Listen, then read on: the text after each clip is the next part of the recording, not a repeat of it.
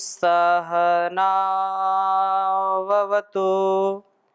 सहनौ भुनक्तु सह वीर्यं करवावहै तेजस्विनावधीतमस्तु मा विद्विषावहै। ओम शांति शांति शांति। वेदो अखिलो धर्म मूलम। वेद सब सत्य विद्याओं का पुस्तक है। वेद का पढ़ना पढ़ाना, सुनना सुनाना तथा अपने आचरण में लाना हम सबका परम कर्तव्य है। ये महनीय कर्तव्य है। इसको जो कर लेता है उसका जीवन दे दीप्यमान हो जाता है। उसके जीवन में अनंत शुभकामनाएं मिलती हैं उसको। उसके जीवन में कभी भी जो दुख आता है ठहर नहीं पाता है। दुख आता है चला जाता है, वह सदा आनंद में ही रहता है। ऐसे आनंद से युक्त होकर के हम वेद के अनुकूल आचरण करें। और वेद के अनुकूल आचरण करने वाला व्यक्ति सदैव ठंडा ठंडा कूल कूल होता है, सबके लिए अनुकूल होता है। प्रतिकूल आचरण कभी नहीं करता। प्रतिकूल आचरण करने वाला व्यक्ति स्वयं भी अपने मन मस्तिष्क को स्थिर नहीं रख सकता है और दूसरों को तो कभी भी वह सहारा दे नहीं सकता। दूसरों को परेशान करने वाला, हैरान करने वाला होगा वो। लेकिन जो वेद का पथिक है, वेद पथ पर जो चलने वाला है, वो वेद का जो ये राजमार्ग है, वेद ज्ञान के द्वारा जो हमको ये राह दिखाई जा रही है, जो राजपथ है, जो हाईवे है, इस हाईवे में चलते चलते हम अपने लक्ष्य को प्राप्त कर लेते हैं। और कोई दूसरा उपाय नहीं। पगडंडियां पता नहीं कहां कहां भूल भटक करके हम अटक अटक करके कब तक चलेंगे।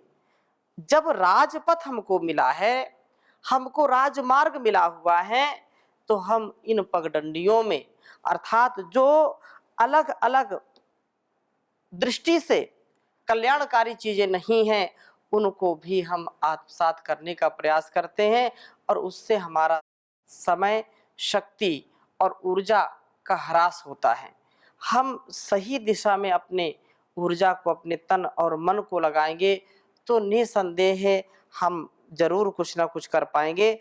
तो हम प्रभु की भक्ति के साथ अपने जीवन को सुंदर सफल बनाएं और आत्म उन्नति के लिए हमको प्राण साधना से अपने वासनाओं को दूर करने का प्रयास करना चाहिए। तो आज हम ऋग्वेद के प्रथम मंडल के 172वें सूक्त के दूसरे और तीसरे मंत्र का स्वाध्याय करेंगे। दोनों मंत्र बहुत सुंदर हैं और 172वां जो सूक्त है बिल्कुल छोटा ही है, इसमें 3 मंत्र ही हैं। तो हमने पिछली कक्षा में एक मंत्र, पहला मंत्र पढ़ा था और आज हम दूसरा और तीसरा पढ़ेंगे। मैं इसको पहले लिख देता हूं दोनों मंत्रों को। ओम आरे सावा वह सुदानवो। ओम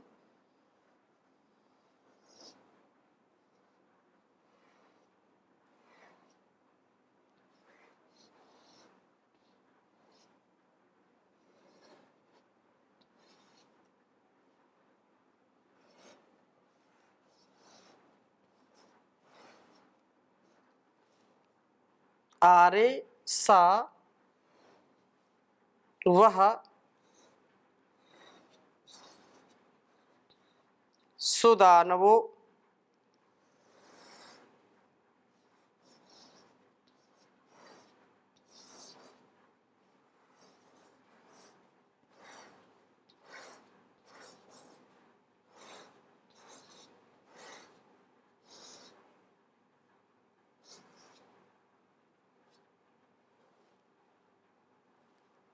सुदानवो मरुता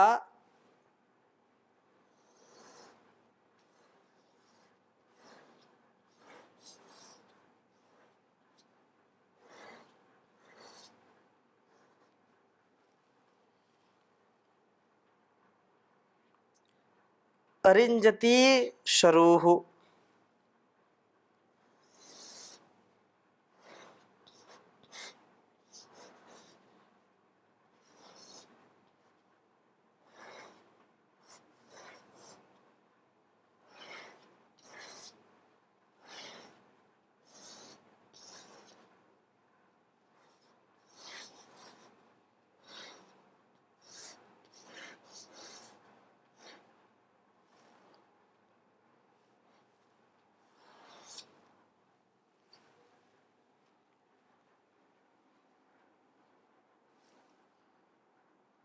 आरे अश्मा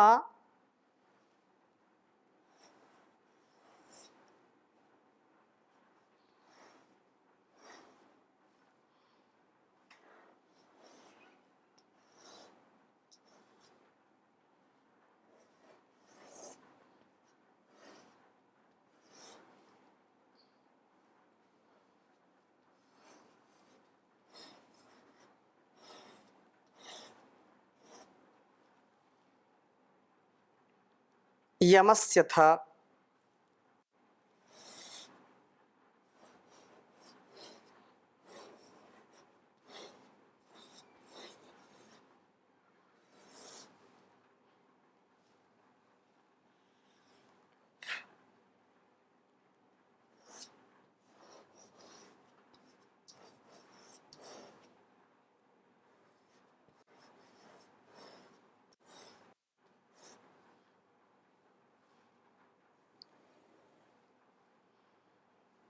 यमस्य था।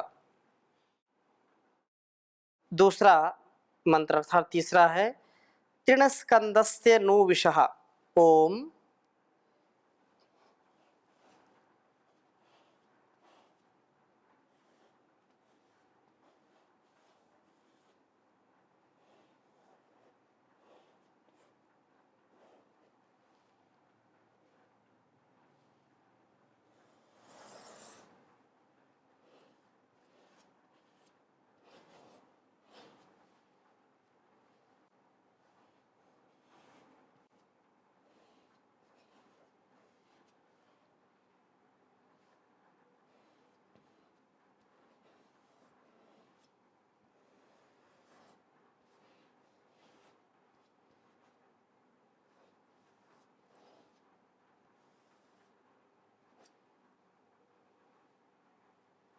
तृणस्कंदस्य नु विषः।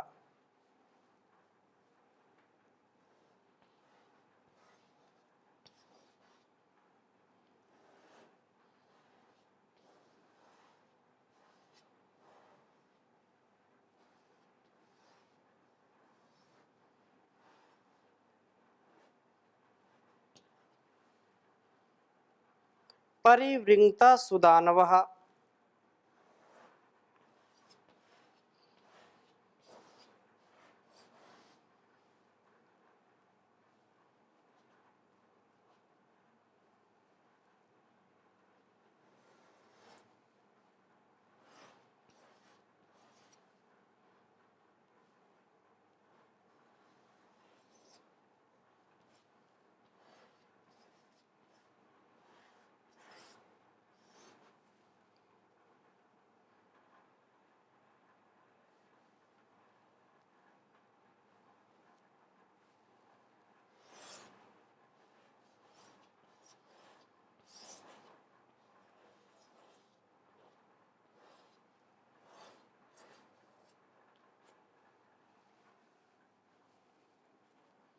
सुदानवः।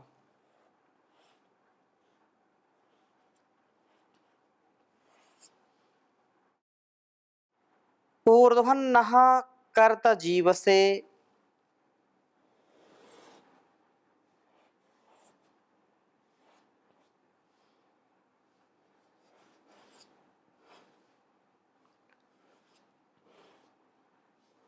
ऊर्ध्वान्न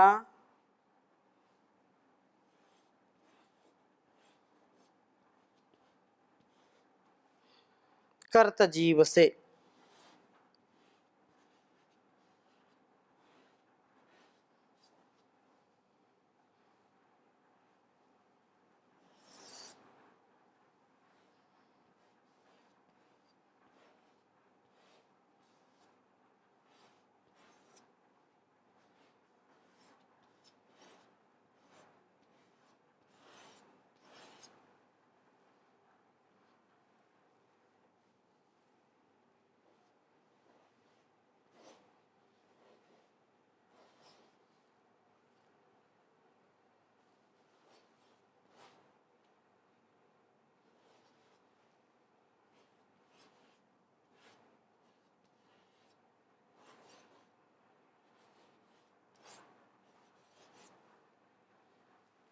ऋग्वेद के 172वें सूक्त के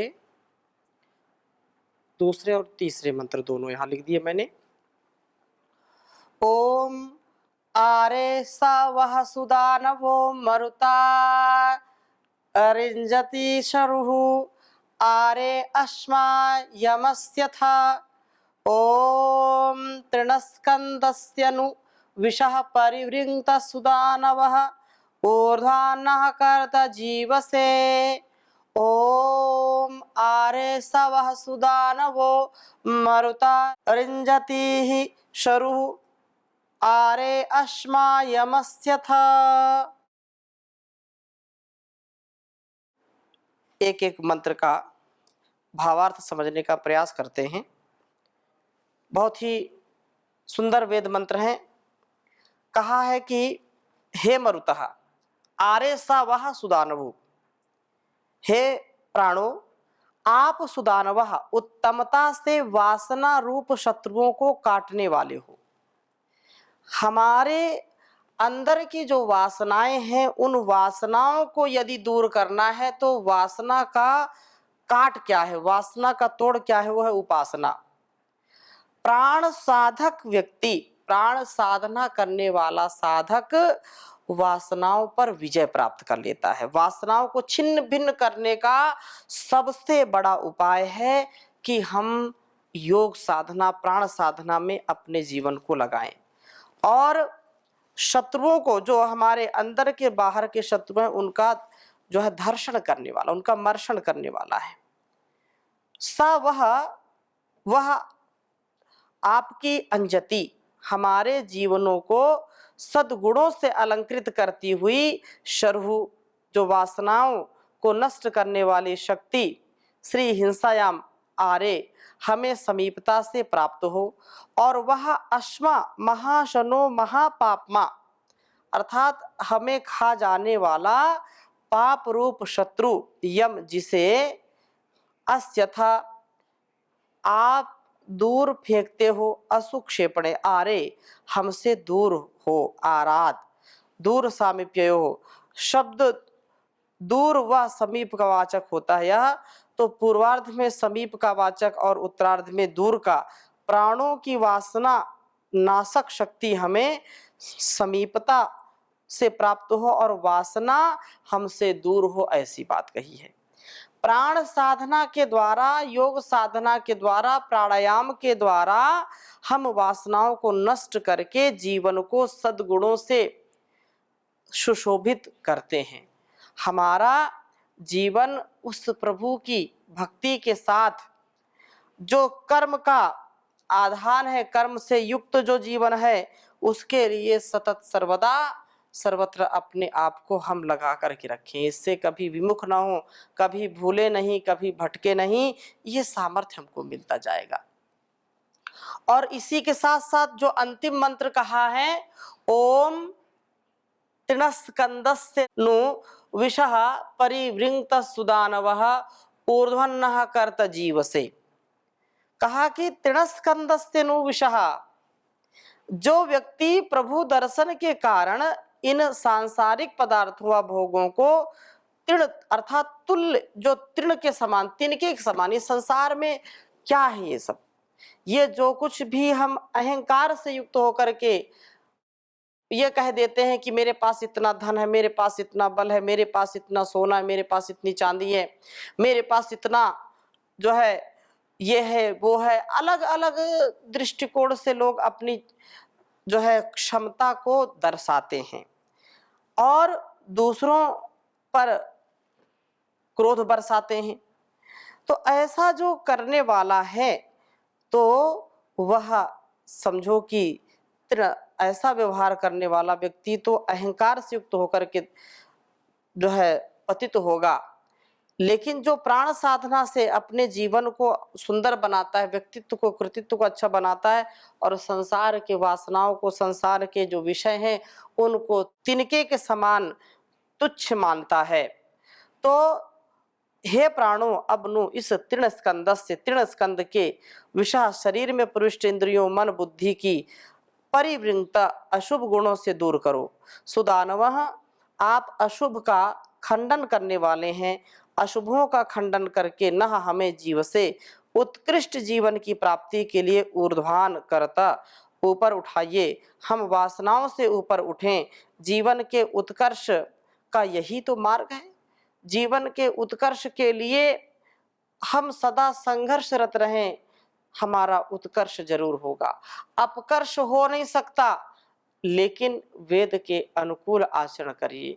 वेद के अनुकूल आचरण करने वाला व्यक्ति कभी भी अधोगति को प्राप्त नहीं होता, वह ऊर्ध्व गति को प्राप्त होता है, ऊर्ध्व गमन करने वाला होता है, उत्कर्ष को प्राप्त होता है, अपकर्ष को प्राप्त नहीं होता है। यही इस सूक्त में प्रार्थना की गई है कि प्राण साधना से प्रभु दर्शन होता है, तब मनुष्य संसार के पदार्थों को तुच्छ समझने लगता है। इसकी इंद्रियां, मन, बुद्धि सब पापों से दूर हो जाते हैं और बहुत ही महनीय जीवन हो जाता है।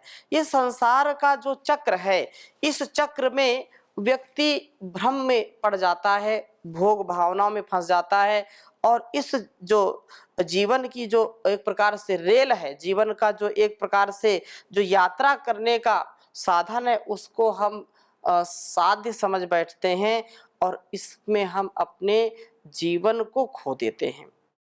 बहुत ही सुंदर पथिक जी ने लिखा है कि जीवन की जो रेल है ना, इसमें कोई जब प्राण साधना से युक्त होकर के साधक बन करके जीवन जीता है तो इस यात्रा का, इस जीवन यात्रा का आनंद मिलता है।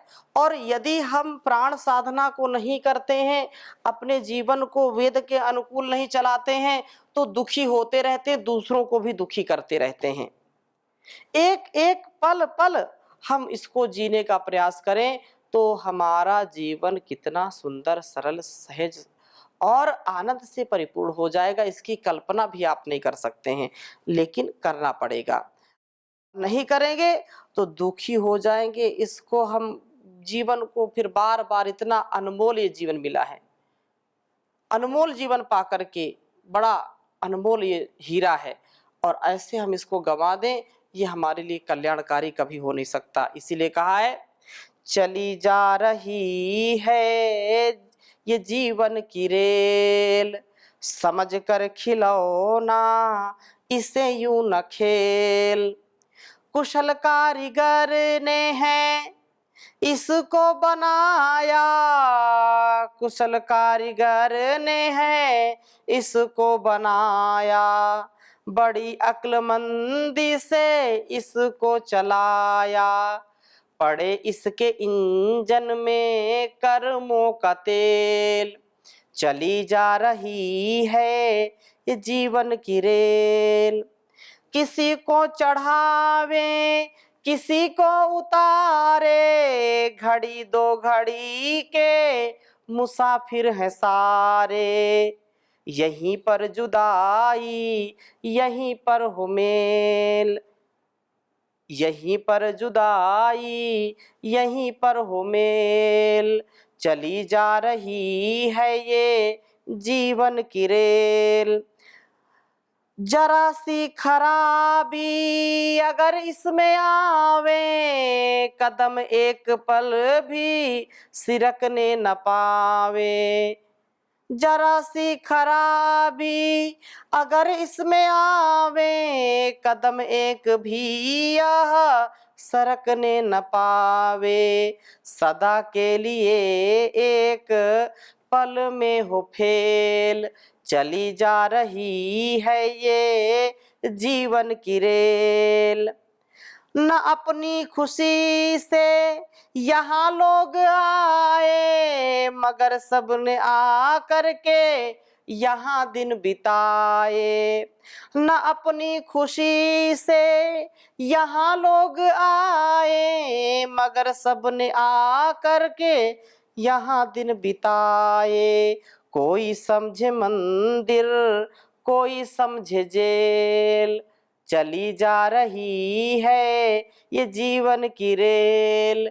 समझ कर खिलौना इसे यूं न खेल, रहे कुछ सफर भर में रोते चिल्लाते, रहे कुछ सफर में रोते चिल्लाते, मगर कुछ महापुरुष हंसते हंसाते गए हर मुसीबत को हिम्मत से झेल।